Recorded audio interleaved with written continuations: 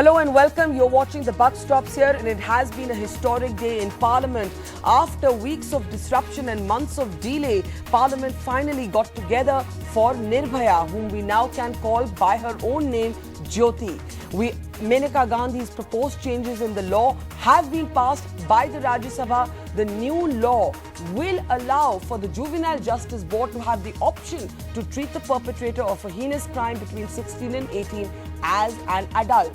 Now, of course, none of this would have been possible without the fight that has been fought by Jyoti's parents, Asha and Badri. They've been relentlessly fighting now for several years, and even for the last 3 days, as one of the men who raped their daughter was part of that horrendous gang rape that resulted in her murder, walked free out of the juvenile home to be placed in the care of an NGO. They've been sitting on dharna. Today, they were watching all day in Parliament. And let's face it, this would not have been possible without them. The day belongs to them. Let's go straight across to Asha ji, whom we've seen and know now. All of India knows her. Asha ji, आपके बिना और बद्री जी के बिना आज जो parliament में हुआ वो मुमकिन नहीं था, लेकिन बात तो ये है कि आपकी अपनी बेटी के केस में कोई फर्क अब नहीं पड़ सकता, क्योंकि लॉ तो कानून तो आज पास हुआ है। तो आप नेताओं से क्या कहना चाहेंगे जिन्होंने देरी से किया ये कानून पास, लेकिन आपके बिना पास भी नहीं करते? देखिए, मैं सबको थैंक्स कहना चाहूँगी कि कम से कम देर से ही सही पास हो गया।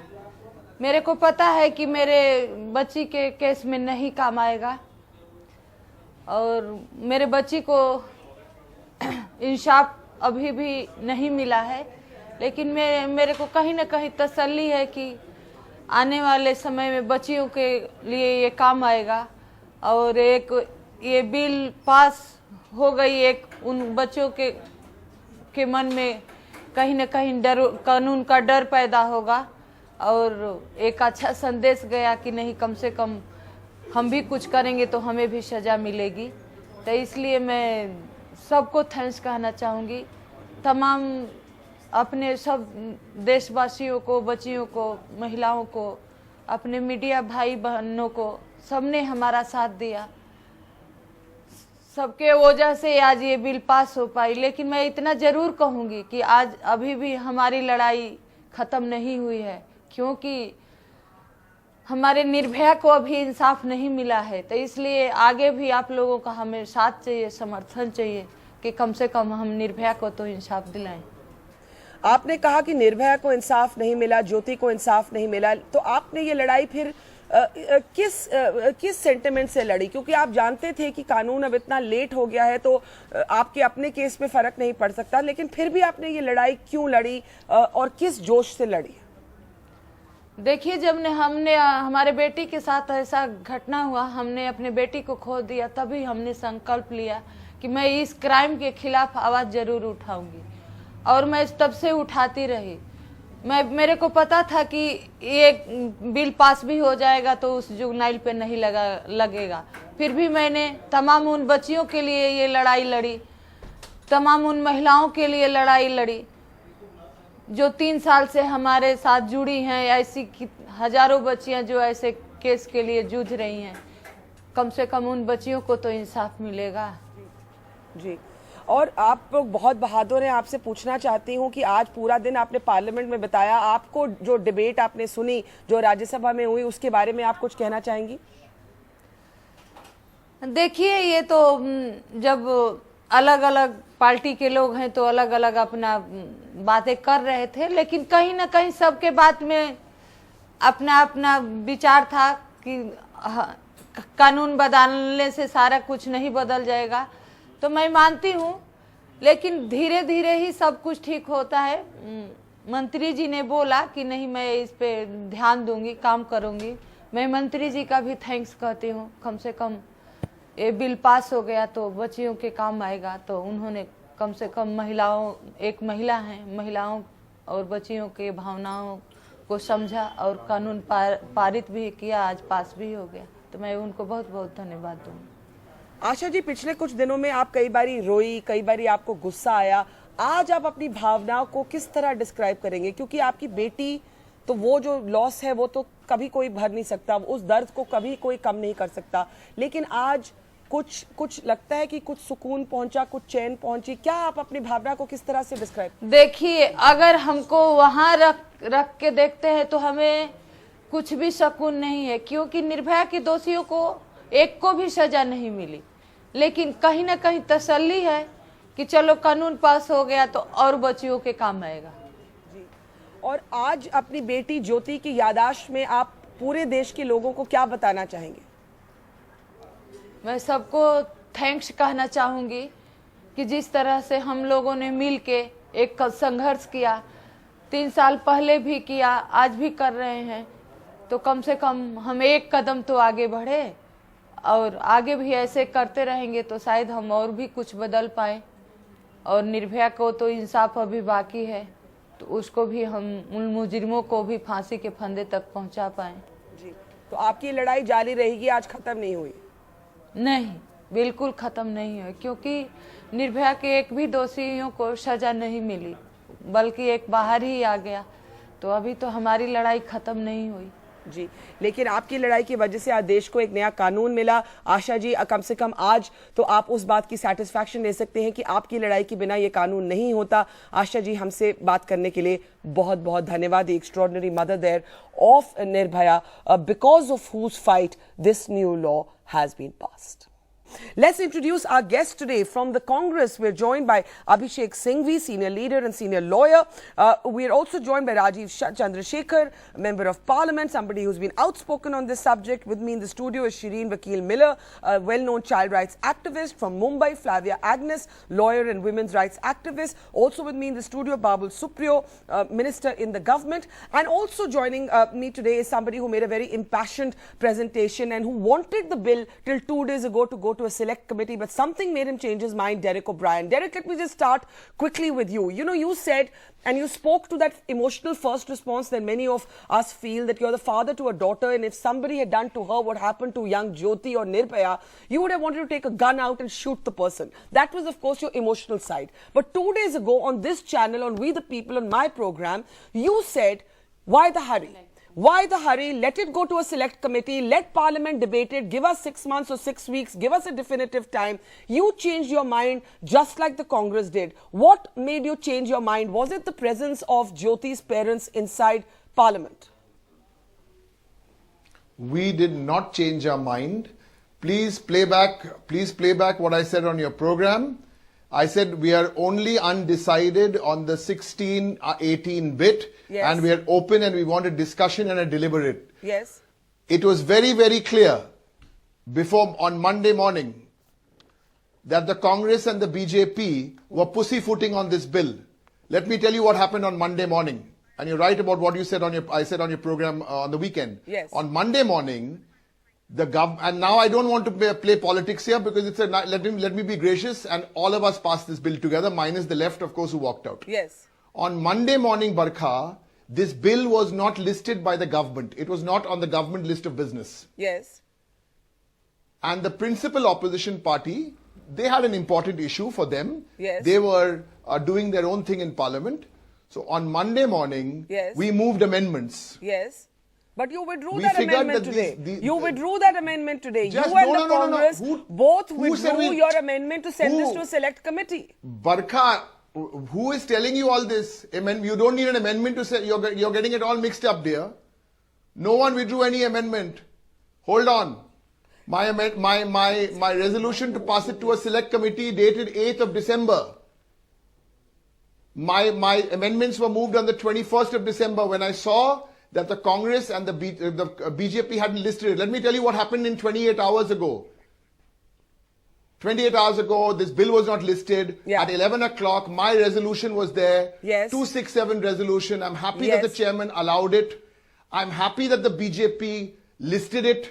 And I'm happy that the Congress today for 4.5 hours and the other parties decided to debate it. But what changed your mind about the select committee? What changed your mind? I want to understand. You said let perfect not be enemy of good. But till 2 days ago, your preferred option was sending it to a select committee. What changed your mind? I will tell you. We decided on Sunday night. We've got a good bill. It's not a very good bill or an ideal bill. Yeah. We go back to a select committee for 6 weeks, 7 weeks. Okay. nothing more will improve. Nothing more will improve on this bill.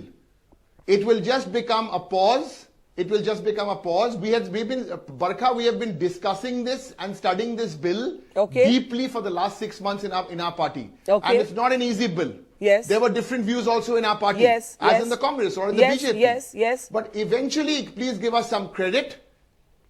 Or give everybody the credit. I don't want the credit. Yes. Give everybody the credit. Yes. That Parliament debated and deliberated this for 4.5 hours. Yes. The government, who didn't put it on their agenda yesterday, were gracious enough to put it on the agenda yesterday. The Congress party, who were bringing up a DDCA issue, decided not to bring it up for 5 hours. We've got the bill passed. And I think, let's look at the positives. The CPIM walked out, and I do not want to comment about that. I need to open this up, but let me get one comment from you, One Derek. minute, Barkha. I want to make one more point on your show. Yeah, you open it up. I want to make one point on your show. Today, if anybody wanted to send a bill to a select committee, that option was also open after 4.5 hours of debate. No one used the option. I actually feel it's good we've passed this bill today. As I said, it's a good bill. It's not the ideal bill, but so be it. All right, let me now open this up. Abhishek Singhvi, Rajiv Chandrasekhar, Babul Supriyo. First reactions from our political panel, and then opening it up to the child rights activists who have some disquiet. Abhishek, let me start with you. You have taken a very individual position even before your party was able to make up its mind that you supported giving the Juvenile Board this discretion. However, just like the Trinamool Congress, the Congress was talking in multiple voices till the very end. Why was there such disquiet within the Congress? What is the importance of what has happened today in Parliament? It's a rare day. Parliament has come together more or less. It's been a serious debate.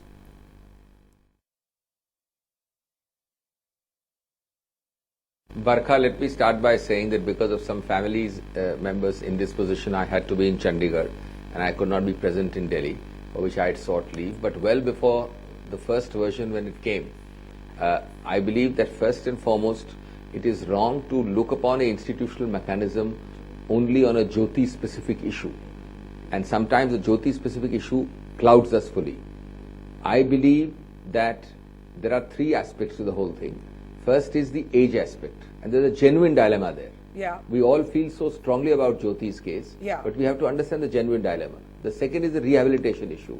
And the third, I think, is pretty futile now to discuss what parties thought or intended to do and whether it went to select committee or not. We have now passed a bill. The important thing is that we got together and passed it. Now, as far as the age issue is concerned, the genuine dilemma is that the international standards, and I appreciate them, require the 18 cutoff. But equally, I have for long held the belief that the combination of a majority for various purposes of voting has nothing to do with a capacity to commit a crime, and therefore the 16 to 18 period is something which can be very seriously considered, and I think the bill has got it right by providing for a separate assessment. There may be issues, somebody will file something to say that the international treaty is violated. I don't think it is violated because the 16 to 18 is not an automatic thing. It is subject to assessment, and I think that's the best vibe idea we could have thought of. Abhishek, are you saying this could go to court? Are you saying this could go to court on the grounds? Act are equally important. I just want to ask you something. As a lawyer, I believe do you so. think this could go to court because it challenges the UN Convention on the definition of a child that we are a signatory to? Barkha, let me answer that. I agree with the bill. I don't think it should go to court, but I believe it may go to court because activists and a certain class of people have a view that the cutoff of 18 years in the treaty to which we are a signatory ought not to be violated. Now, I believe that the best via media was what we could do. We couldn't do more than this to achieve a assessed period of 16 to 18, whereby on an assessment the person can be treated as an adult. But secondly, and very quickly, the real problem here is that we are an over-legislated country, highly under-enforced. We feel very happy and we pat ourselves on the back when we write cold print to paper, we publish acts, and we think the job is done. The rehabilitative aspects, many of the things have been there in the bill for ages. But look at how it's operated. In actual practice, we have to look at the implementation, the real operational ground reality. As people have said, as your own data has said, these are hellholes we have created of juvenile homes. And that part is really what requires much more sensitization and effort than what we see in Parliament just passing a law. And lastly, just half a second, Jyoti case, I doubt very much as a lawyer, can possibly be affected by this law, or that we should try and affect it by the law. We passed a law consciously, we have to live with it. I don't think that law can be retrospectively applied, least of all in the case of a juvenile or a child. I don't think that kind of adventurism or playing to the galleries must happen. We must deeply empathize and sympathize as people in the society with Jyoti, but unfortunately, that part I don't think can be done or undone easily. Of course, you may pass a retrospective law and the courts will look into it. Theoretically, it's possible, but I don't think it should be tried. Okay, now those are very detailed responses. I want to get Rajiv and Babul now into the debate. Rajiv, Sitaram Yechuri had one question today and he walked out, the left walked out, and he said tomorrow, if the perpetrator turns out to be 15 years and 6 months, perpetrating an equally heinous crime of the kind we've seen in the Nirbhaya Urf Jyoti case, will we come back to Parliament and pass a new law? After all, it was in the year 2000 in the previous law that we first changed the age of a child from 16 to 18. Now we have not changed it from 18 to 16, but we've allowed that bandwidth. We've allowed that maneuverability to the Juvenile Justice Board. I think this is an important question. Is this law now here to stay, or will we revisit it every time a heinous crime comes? Because as Abhishek has pointed out, there are other countries where actually the cutoff is even lower. You know, there are countries like the United States of America, in parts of the US, where the cutoff is even lower. Yeah, and Barka, so I just want to, before I answer that, let me just say one thing. Yeah. This bill should have been passed 5 months ago. Yes. 6 months ago in May when Lok Sabha passed it. And so a lot of the debate now about whether the bill should be better or worse or could be improved is a bit academic, because we've actually wasted 5 months of not doing anything around the bill. And when the country is really up in arms and saying we want the law, there is hardly a space available for parliamentarians to go say, look, we want a select committee, we want to improve it, we want to do better, and so on and so forth. So there was never an opportunity or an option available for whoever thought that this could be improved to create more time and space. People wanted the bill yesterday and they got it today. Now, let me just say this issue about age. Lot of the argument and dialogue and conversation around bringing juveniles into the criminal justice system is based on data. It is what the Crime Records Bureau is telling us, that juvenile crime is on the rise. So this is not an intuitive, it is not somebody's point of view. All of the numbers are showing that violent crime by juveniles are on the rise. And 16 to 18 is an age group which is committing violent crimes, whether it's kidnapping, whether it's trafficking, whether it's rape, whether it's murder. And therefore the law has to adjust to that quantitative, the numbers that data is throwing up. The numbers and data. But Rajiv, the data is also throwing up other figures. The data is also throwing up that many of these offenders are low-income families, many of them are homeless, many of them are orphans. There's also that data, and also the juvenile crime is 1.2% of all of crime by all India. Though 70% of those juvenile offenders are between 16 and 18. Quick response, Rajiv, then Babul, and then I want to open it up to the activists. It's very important to understand. Just as much as we want a dialogue on protecting the rights of juveniles, there has to be a dialogue on justice for victims. Now, regardless of the background of a criminal, the criminal justice system treats violent criminals in a uniform manner. Now, if we want a reform based on income demographics and poverty and origins of people, that has to be a wholesale reform of the criminal justice system. It can't apply to one or the other. So therefore, this discussion is really more about victims' rights than about the rights for justice, not about vengeance. Not about vengeance. Babul Supriyo, there will be some people today, some editorials have already said it, that our justice system is about reform and not about retribution. You're also a dad. Speak today as a father. What is the importance of what has happened today for you personally? Well, I feel that, first of all, I would like to answer the question that Sitaram Yechuri ji raised. Yes. That kal ko 15 saal ka perpetrator ho, to aap kya wapas jayenge? Exactly. I think that, you know, the definition of a children's mind have changed over the years. That's the way human beings evolve. That's science. Let's not debate that. What a child of 14, 15 years think today, the way they think, the way their mind are growing up faster? Yes, is absolutely different from the way we thought maybe 20 years back. Okay. Now, there is a very crude saying that if you're old enough to rape, then you're old enough to hang as well. Now, it's a different thing that I'm deadly against capital punishment. Yeah. But let's understand that I don't, as a father, I do not like the Supreme Court, the apex court, going through the helplessness in the absence of a law which might look appropriate given the circumstances. So you're saying the fact that the court could not take a decision you can on always this particular debate case that because the law was in limbo. Exactly. I would love to have the child activists throw up more light and argue the cases of juveniles who are caught in that age group of 16 to 18 and try to save them from what they are saying. Do that in court, but let the law be there. If you cannot establish your fact, I'm sure such cases are the rarest of rare cases, and therefore they are going to have their own USPs. Okay, so they're going to have their own USPs, just like. Yeah. And therefore, let the cases be tried individually, given the fact that the Supreme Court is not made to feel helpless in the absence of a law that. But now we do have a law, and Shireen and Flavia, I just want your perspective, and then Abhishek and Rajiv have made some couple of points that need some exploration. 2 days ago, you had a sense that maybe this would go to a select committee. That did not happen. This is now the law. This is now the law. And you have to explain, because I can see on your face that you're disturbed. But let me ask you this. Maneka Gandhi, the minister said, this is a compassionate law because what it does is it only allows the juvenile board the option. And then she was asked to define heinous crimes, and she said anything in the IPC that is above 7 years of punishment, and she classified it: murder, rape, dacoity with murder, kidnapping with murder, acid attacks. I think I've not left anything out. It could be anything. These are the heinous crimes. Should these not possibly be treated as adult crimes? No.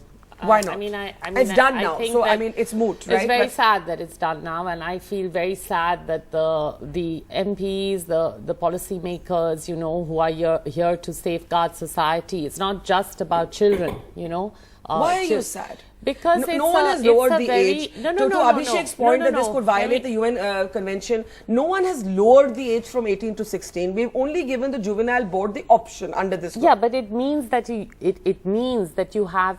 I am sad because it's basically just bowed down to mob pressure.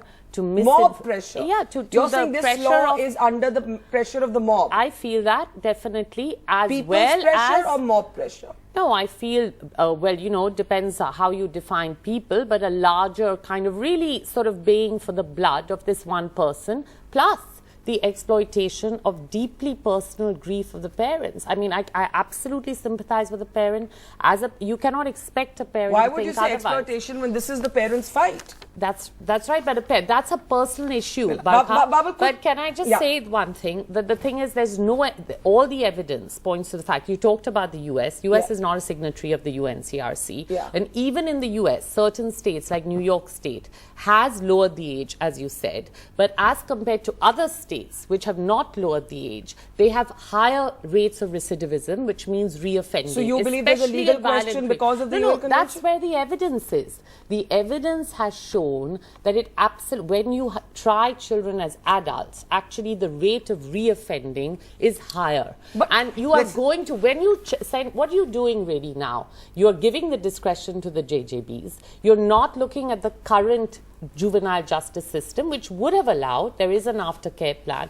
You're going to put 16-year-olds into adult prison, 16, 17-year-olds. No, you're not going to put them into adult prisons. From what I understand, and anybody can correct me on this if I'm wrong, that until you're 21, you can't be put in an adult prison, and there are going to be separate bostels and so on that Maneka Gandhi has spoken about. But there is one line that you said today that struck out. And Flavia, if you want to come in on this, and I really want the politicians to respond to it. This was a law passed under mob pressure, says Shireen. Somebody else may say this shows the power of the people. This is a law passed under popular opinion. Flavia, how do you see it, Flavia?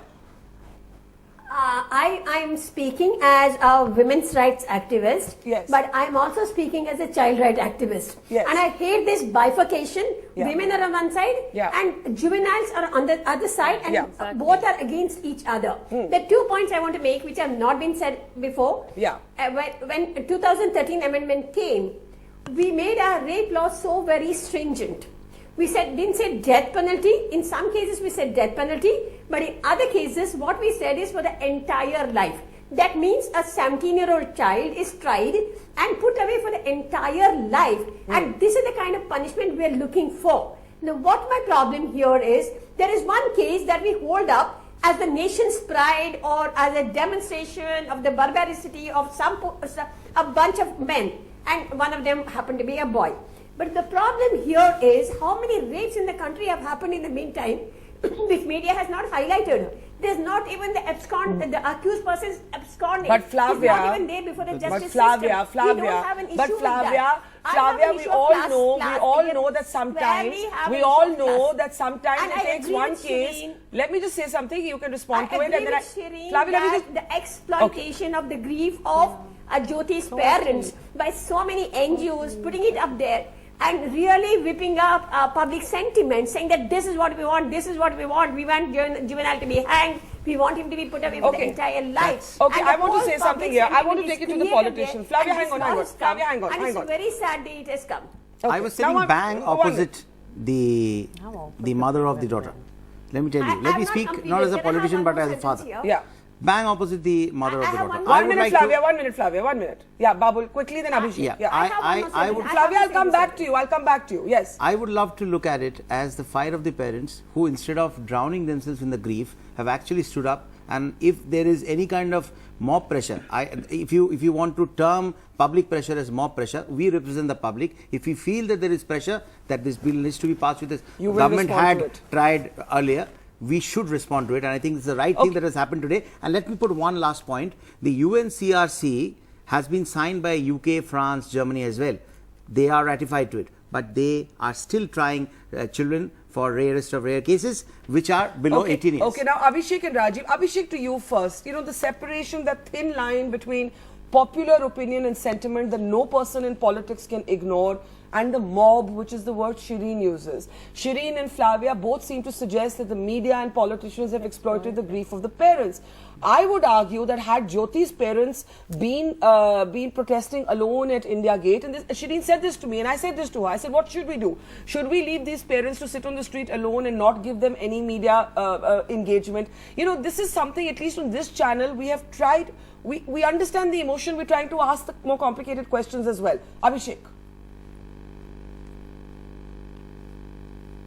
Barkha, I think it does raise the classic dilemma of hard cases should not be allowed to make bad law. And I fully understand and sympathize with the sentiments expressed by the activists on your program. Yeah. But having said that, we have to remember also that we have allowed contextual sentiment to distort law.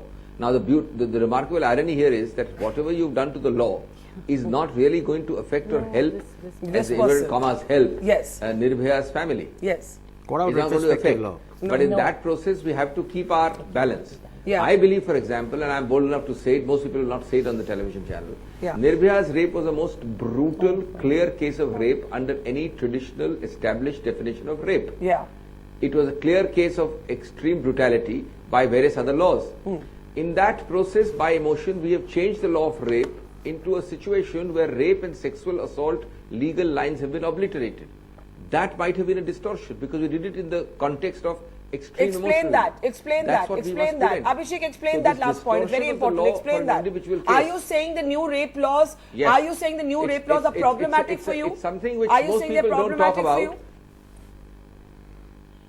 I believe that the subject matter of your program is not that, but I believe, and as I said, most people believe the same but are not prepared to speak up, have carried the legal IPC definition of rape into an area where the difference between rape and sexual assault has been virtually obliterated. Now, we have done it for what? In the wake of Nirbhaya, which in any case would be convicted under any definition of existing rape law prior to the amendment. Similarly, in the present case, we can easily shelter ourselves and insulate ourselves by saying that, look, whatever we do now, I don't think in law we can affect the conviction of this person in Nirbhaya's case retrospectively. So we must make a law which is independently required, not because of Nirbhaya law only. And in that test also, I'm applying that test. I'm not getting swayed by Nirbhaya emotion. Yeah. On that test also, I believe that we've done the right thing. It is not an ideal thing, but this bandwidth, as you put it, of this 2 years age, if assessed properly, obviously the people have to do it very maturely. And if the assessment is uninfluenced, I don't see any reason why that assessment board should be biased, and finds that you are capable and have in fact committed a crime with full mental capability, I don't see any problem. That's a good via media. Okay, Rajiv. And independent of the let me make a political comment here. Political the fact that Congress cooperated today and allowed it to pass only proves that they were the only one who were objecting and standing between this law and what what could have been done. You're blaming the Congress for the delay? Yes, for the delay. Absolutely.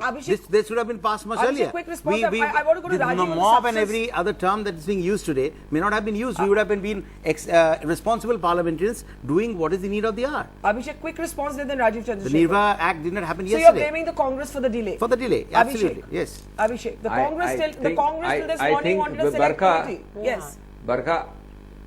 So they bow to pressure. Yeah, Abhishek. Barkha, yes, I think this is completely unnecessary and non-contextual. It is. Barkha, can I speak? Yeah, please, Abhishek. Please do. Barkha, can I speak? Please. Yeah, I believe that this is a completely irrelevant and non-contextual comment for the simple reason that A, we have passed it with full gusto and involvement, and B, the disruptions of the last session were attributable to a host of factors and certainly not specific to this bill. There was no intent or intention. And Ghulam Nabi Azad's statement yesterday and today shows that actually the government has been very lackadaisical in putting this bill on a priority passage mode. So to suggest that 5 months delay is attributable to one party is not borne out by the record anywhere. Okay, now the law is passed. Let's look ahead. Let's look at the implications of what this means for us. We're not talking about this bill, about everything. I just want to Rajiv and then you can come. One second, Rajiv Chandrasekhar. Yeah, Flavia, give me half a second. Rajiv is waiting. Rajiv Chandrasekhar. Rajiv, can I ask you to come in on public pressure versus mob pressure, sentiment versus reason? That was the word Sitaram used. He got up and he said in the end, sentiment can't be responsible for law, but no politician can ignore sentiment either. That's the truth. Let me tell you about my feeling. I found myself very conflicted in this debate because my emotional response as a woman was to say, my God, the worst punishment to all these men. My more reflective journalistic response was, okay, do I need to pay attention to these statistics? And Rajiv, let me just quote 2 of them to you. 56% of juveniles accused of crimes come from families with a maximum annual income of 25,000 rupees. A maximum annual income of 25,000 rupees. 53% of juveniles are either illiterate or educated at primary school. Menaka Gandhi on these statistics said that nurture versus nature, poor and crime doesn't actually add up. She gave, I think, Sweden's example. Your take, Rajiv. No, look, Barkha, I think there is no doubt that everybody who looked at this bill was conflicted in some way. So I think you were not unique. All of us felt the same way. But I must respond to the issue of public pressure. Yeah.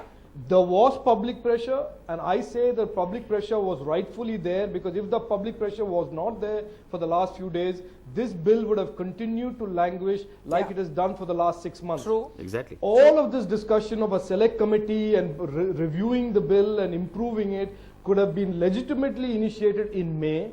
I would have hoped Sitaram Yechuri would have stood up in May and said, look, this is a great bill. Why don't we refer this to a select committee in May and then spend 3 months on it and have it in the winter session in December.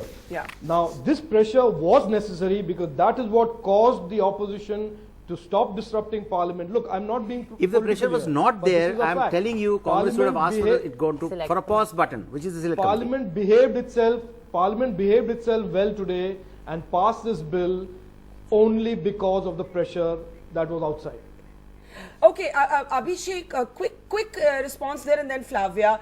Babul and Rajiv making the point that had Rahul Gandhi, who I believe met the parents today and gave them a commitment before the debate started that the bill would pass, had these parents, who are not going to, as you said personally, their lives are not going to change, had these parents not been out there campaigning, meeting politicians, when I say campaigning, I mean protesting, is it not true that your party would have preferred the select committee route? Or disruption? No, I don't think there is any connection or connect between the parents being there and the select committee report.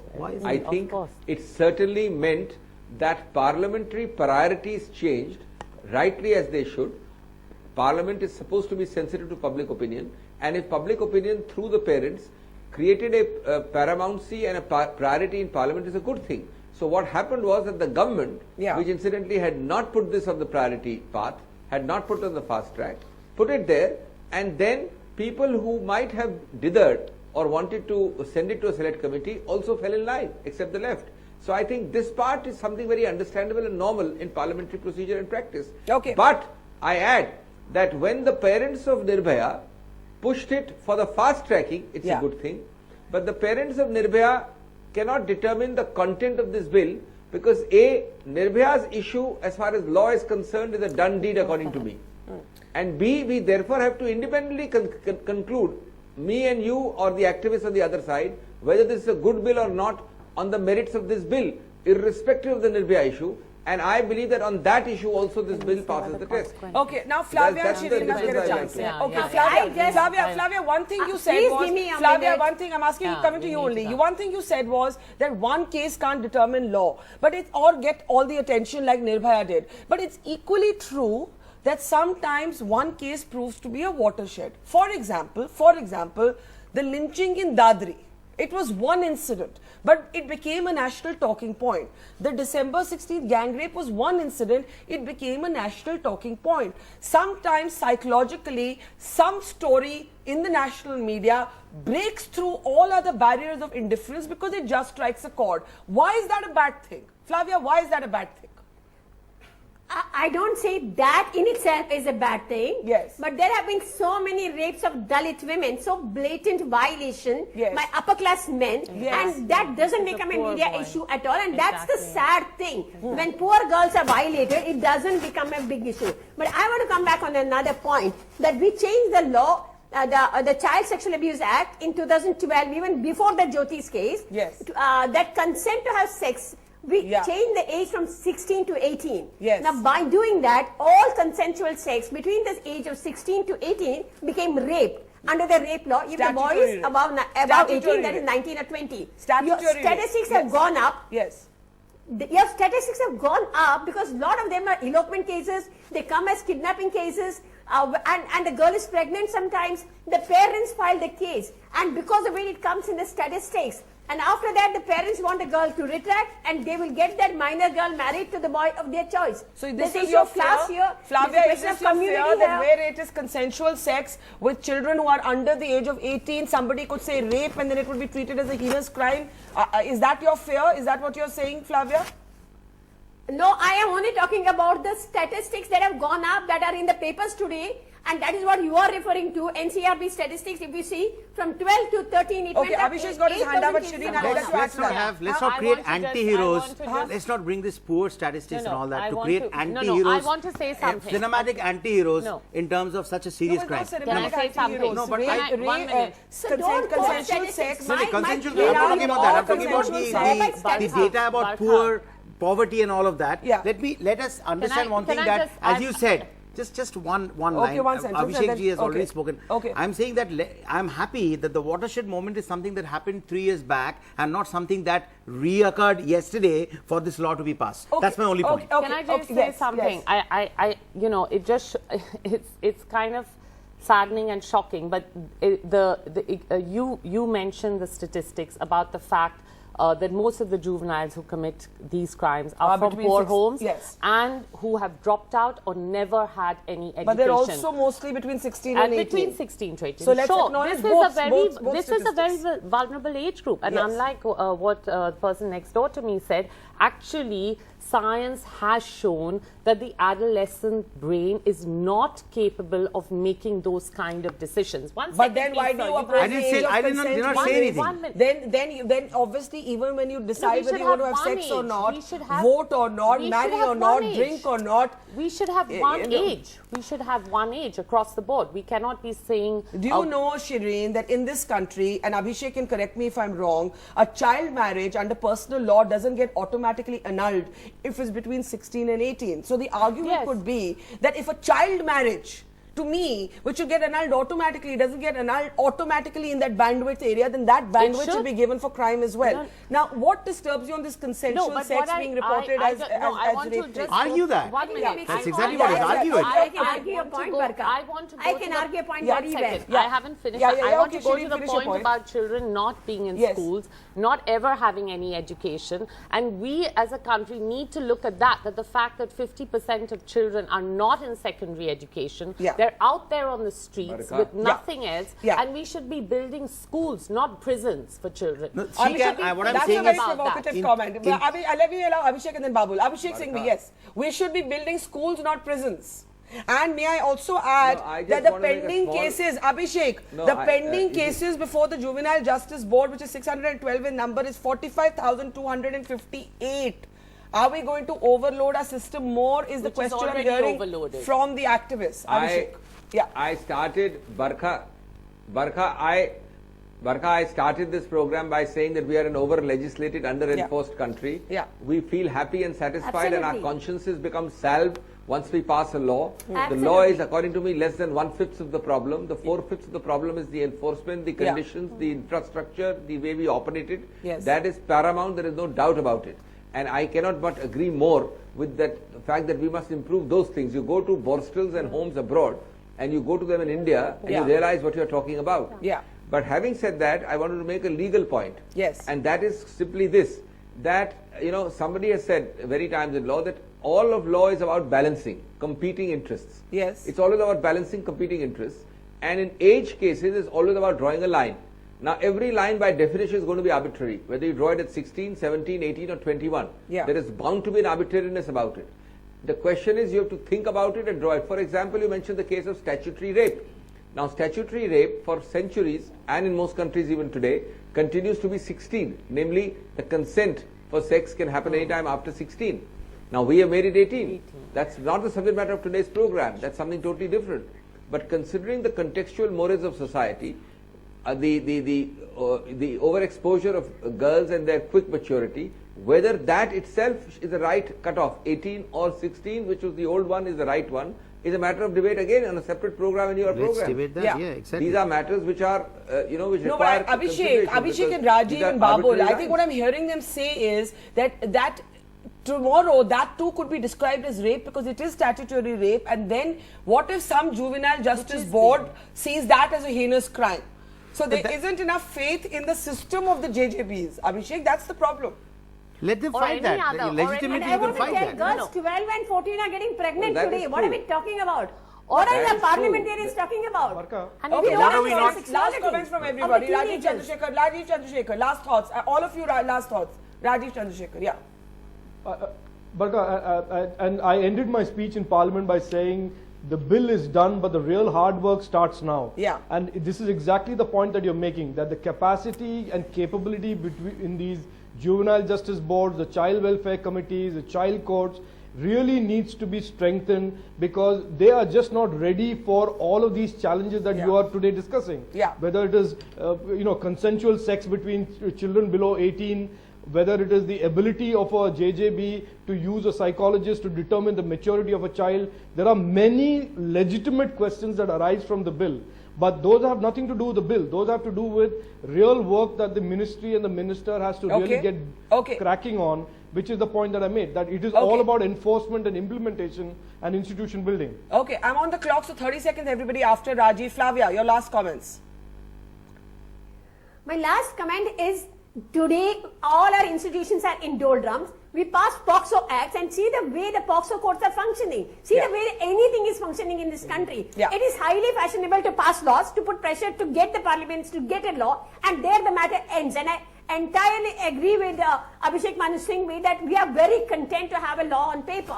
And what its effect, to whom it's going to matter, it really doesn't matter, and a justice system just doesn't work. And I'm speaking as a lawyer, who's all the time in the court, in the trial courts, and this is my point, and which you please take very seriously. Okay, Babul. The 1/5, 4/5, whatever Flavia ji is saying and all of that, I just want to say that, the tip of the iceberg, the portion of the iceberg that stays above water, obviously throws a lot of light on what lies beneath. And therefore, I'm very happy that the law is there Definitely in India the problem is implementation, but that does not give you the reason that because things are not implemented, things are dark, otherwise you don't get the law. I think the helplessness of a lawyer to argue a case in court in the absence of a law is a very, very bad situation. We have averted that. Sharir, and then Abhishek gets the last word. Yeah. The thing is that I mean, as I say, I think this is a regressive step. It's not going to make our society safer. Do you believe it can be challenged? Are you all planning to challenge it legally, or will you accept it as law now? I mean, I don't know what the legal recourse is. I mean, if it can be challenged, it should be challenged, I think. But the main thing is to look at what are going to be the implications, because especially, I mean, heinous is not something that's defined elsewhere. It's been created right now for anything that carries a sentence of up to 7 years. That no, above 7 years. Above 7 years. Above that 7 could years. be several things. That no, she categorized them. No, but she categorized them in the house, and she said dacoity with murder, kidnapping with ransom or murder. I'm not sure. No, but if you go to above 7 years, there are several things that have Can I ask one question? Yeah, one question. I just want to ask her. You know, I want to understand what's playing in a woman's mind. I just want to ask you that in this case, the absence of a law sets this juvenile free, right? What is your argument? If I would give you maybe 1 minute to explain, what is your argument for this particular case? Why would you say that he deserves to be? He deserves to be out. Just give me a good reason. I want to go back knowing that I was in a debate.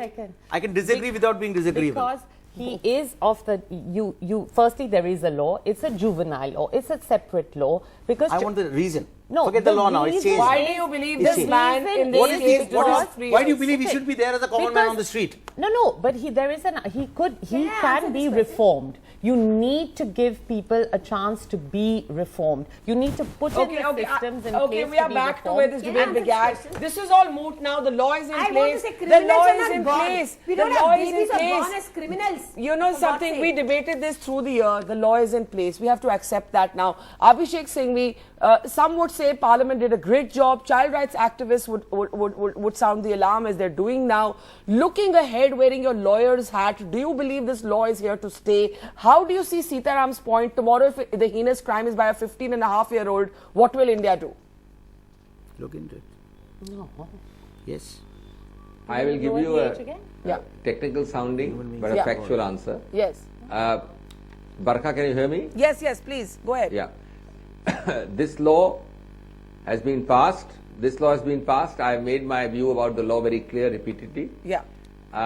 According to me, speaking totally non-politically and as a lawyer, this law cannot be challenged on any ground of unconstitutionality in terms of being perverse or unreasonable, save and except one ground which can be there and which I believe will be used by the activists to challenge it. Yeah. That is that it is in violation of India's treaty obligations. Okay. Thirdly, that is not a ground really available under Indian law because Indian statutes can strike their own path. However, it is very doubtful whether it can be said to be in violation of treaty obligations because we have not given a mandatory reduction of the cut-off age. We have given a discretionary assessment period, and I don't think that violates the treaty anyway. So I think if challenged, it will be upheld. All right, we will leave it there. No matter which side of the debate you're on, it is a historic day, it's a historic law. Parliament actually functioned for the first time in I don't know how many weeks. That in itself, we've reached a stage where that in itself has become historic. We are looking at a new law, and it is now, as Rajiv Chandrasekhar said, in many ways the real debate and the real scrutiny of the implications and the real work begins now. Thanking Abhishek Singhvi, Babul Supriyo, Rajiv Chandrasekhar, Shireen Miller and Flavia Agnes.